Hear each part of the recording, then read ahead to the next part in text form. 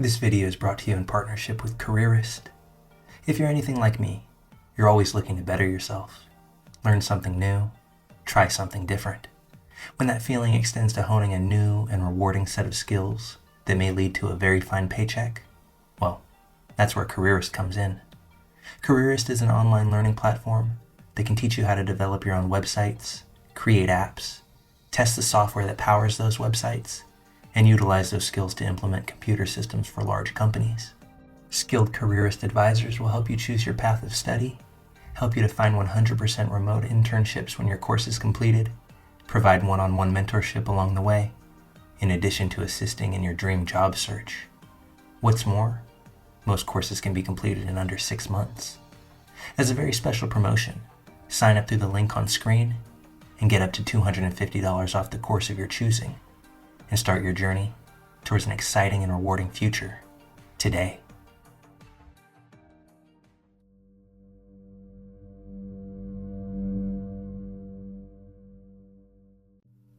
This happened to me a few years ago, right before the pandemic hit.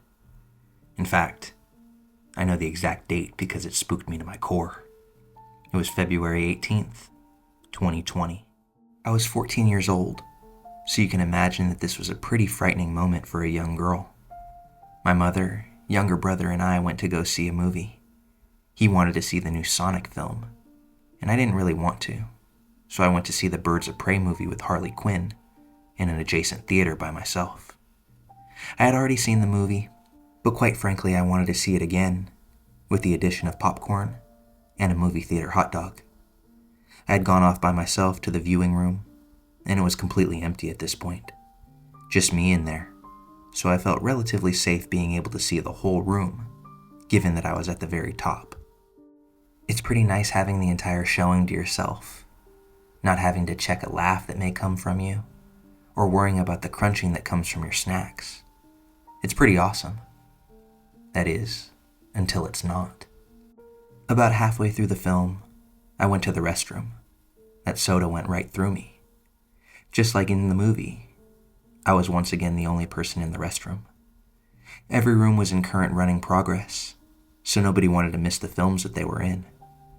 As I was finishing up, there was an elderly woman at the sink.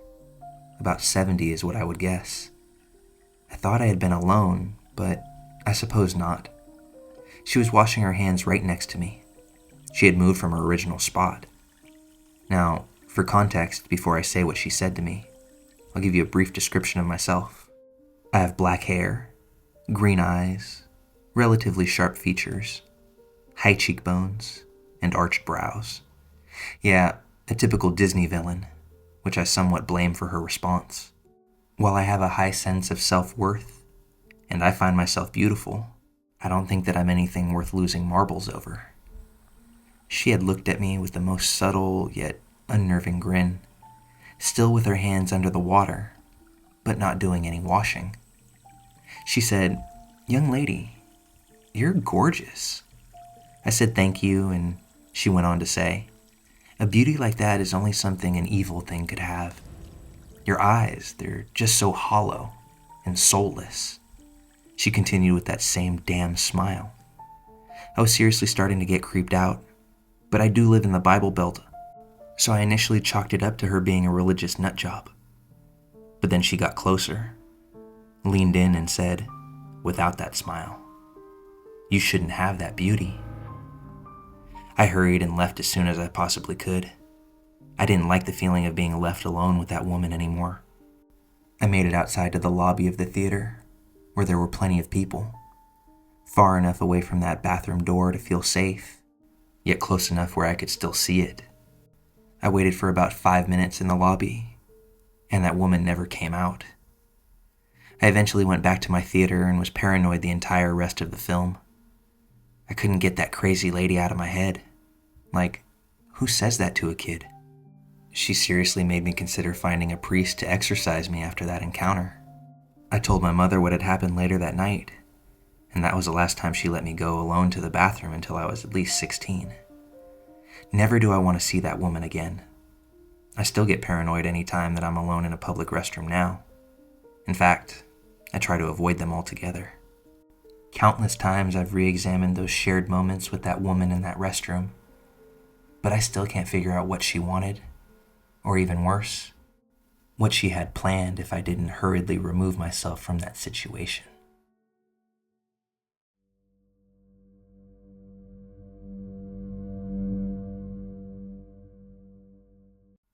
In 2017, I was an undergrad living with 3 other students in a rough student house in the big city. For context, on the layout of the house, this will probably be beneficial for the story. My bedroom was the only one on the ground floor, beside the front door, and opposite of the kitchen. We only had a front door and front windows, no back door. My bed was in the middle of the room. The bottom of the bed was facing the bedroom door. There were 3 floors in total, 2 bedrooms on the second, and another bedroom and sitting room on the third. One June evening, we all decided to head out with a few other friends for a big drunken night out in town to simultaneously celebrate end of exams, my 21st birthday, and one last hurrah before everyone went back home or went traveling for the summer. I'm not a huge clubber, so me and my then boyfriend were ready to go home at around 1, maybe 1:30 a.m. We hitched an Uber back, drunkenly got takeout, and passed out in bed around 2, maybe 2:30. At 4:30 a.m., we were both jolted awake by one of my housemates slamming open the door and exclaiming, "We've been robbed." We rubbed our eyes in bewilderment because neither of us had woken up to such a thing, and perhaps she was just playing some terrible prank. Surely, given our proximity to the front door, we would have heard something, right? We walked upstairs to discover the upstairs rooms were largely ransacked and items were missing. Everyone's electricals that weren't on them were gone, like laptops, iPads, cameras. Passports were all gone, and my housemate's weed stash was taken as well. A baseball cap from the girl whose room was on the 3rd floor was found in another person's bedroom on the 2nd floor, meaning the intruder wore the cap and took it off as they proceeded through the house. It then hit me. What about my room? I raced downstairs to check my belongings and discovered that my purse at the bottom of my bed was missing, and my ex's phone and wallet that were also at the bottom of the bed were taken. My laptop was on the bedside table beside me and was untouched.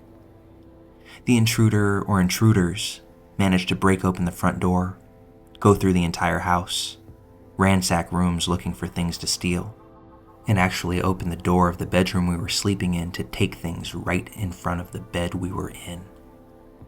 We never woke up to any of it. To say I was shaken when I found out what happened would be an absolute understatement. The police came to take our statements and file a report, but nothing ever came of it. To this day, I'm still super uneasy to go to bed in an empty house after that night. I am thankful, however, that we didn't wake up during the middle of that robbery, and that I didn't go home alone that night, because the outcome could have been very different from what it was.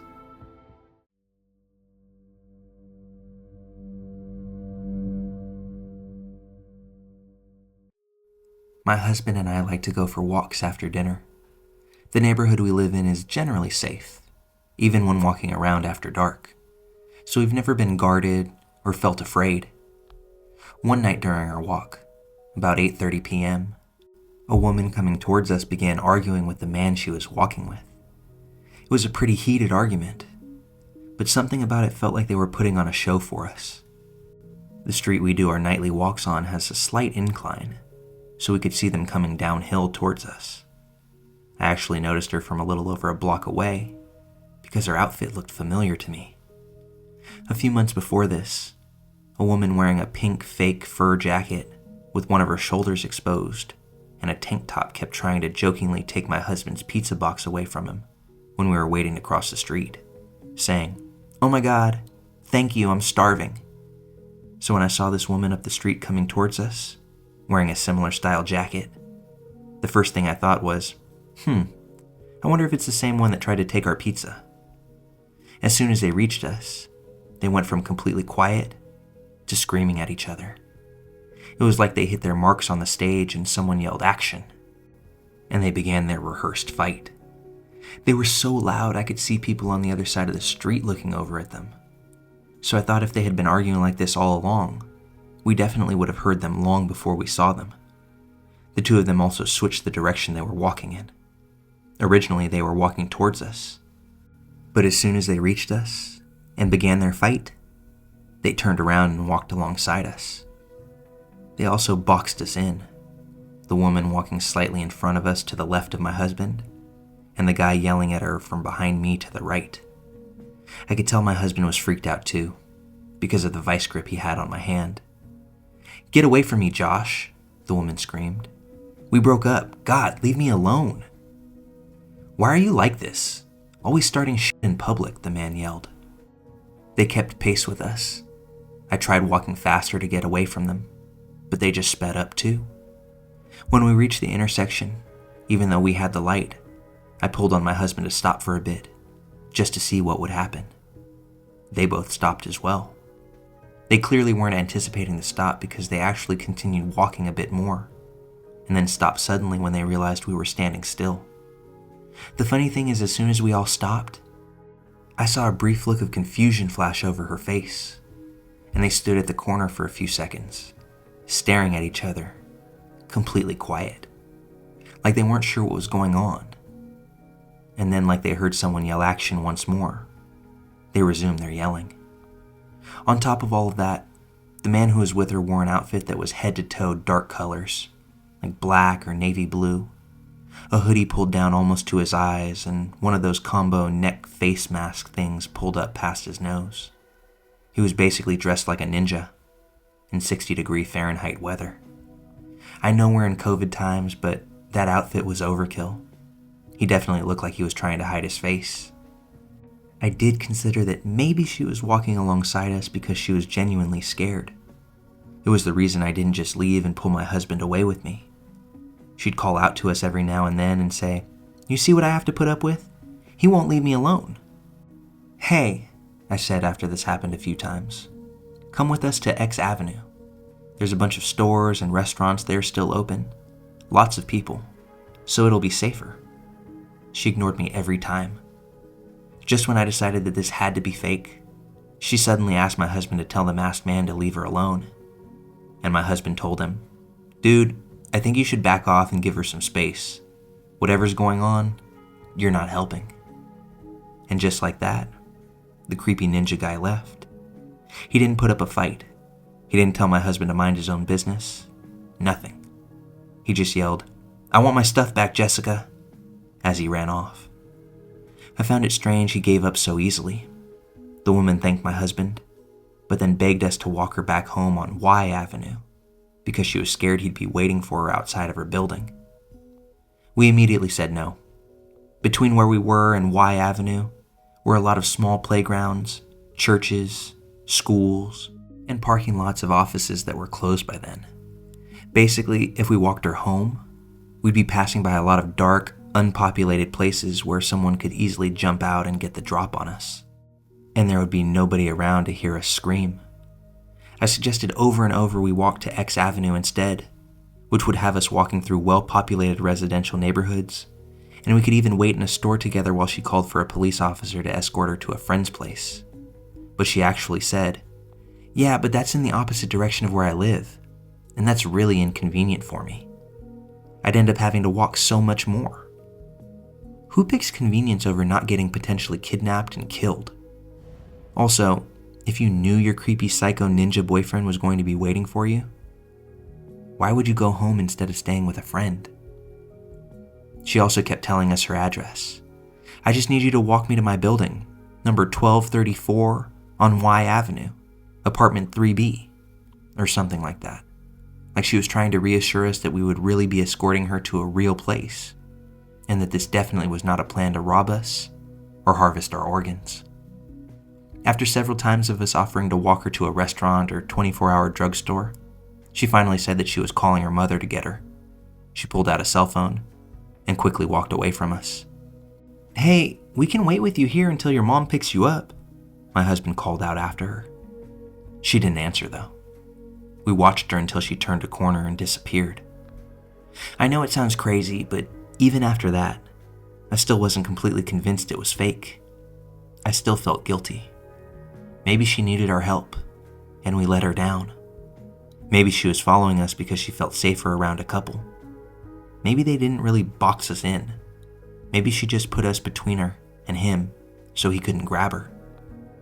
After we arrived home, and for a few days afterwards, my husband and I really struggled with whether we had just left a poor woman alone to contend with an abusive, stalker boyfriend.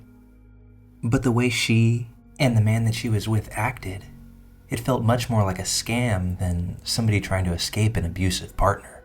She was more concerned with convenience than safety. She wouldn't take our offer to accompany her down a safer, more populated path to a public place. And she didn't even want us to wait with her while she called her mother. Plus, the guy's outfit was really suspicious. It seemed like he wanted to be sure none of his features were visible. Pretty much all of my friends thought it was a scam too. But I still wondered. I still felt bad. Like a lot of people who post on this subreddit, been made to feel unsafe by creepy people in the past. So if I see someone in a similar situation, if I can, I want to help them get to safety.